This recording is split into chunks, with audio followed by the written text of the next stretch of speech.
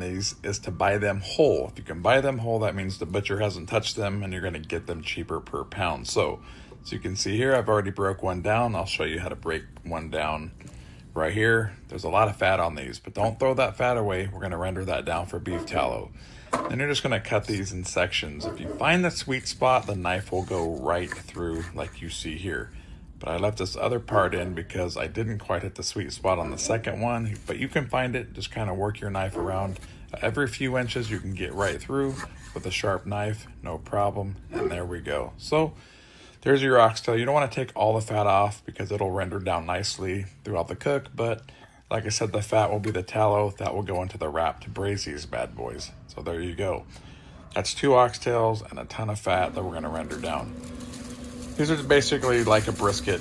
Get a coarse salt and pepper on there nice and thick, all sides, and let these go. I personally go 275 throughout the entire cook. That's the smoke and the wrap. So I want to probe these.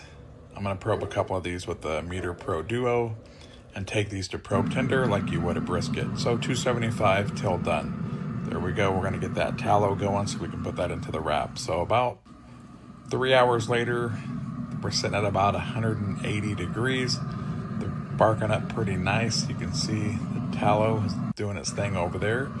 And I just want to remove these and get them into a pan. So just like I do with my briskets, I'm going to get these in a foil pan. You can do these in butcher paper, but I prefer a foil pan covered. So we're going to go with some beef tallow, actually some beef broth. That'll be part of the braising liquid. Then add some of that beefy flavor back. You're just adding beef on beef. There's no way that's going to suck. So we're going to cover this up and run that 275 for a few more hours and take these to probe tender. This was it, probe tender. Once the meat starts pulling away from the bone like you see here, you know it's done. You don't got to go too far to where the meat's just falling off the bone, but there's like a sweet spot where you can just peel it off.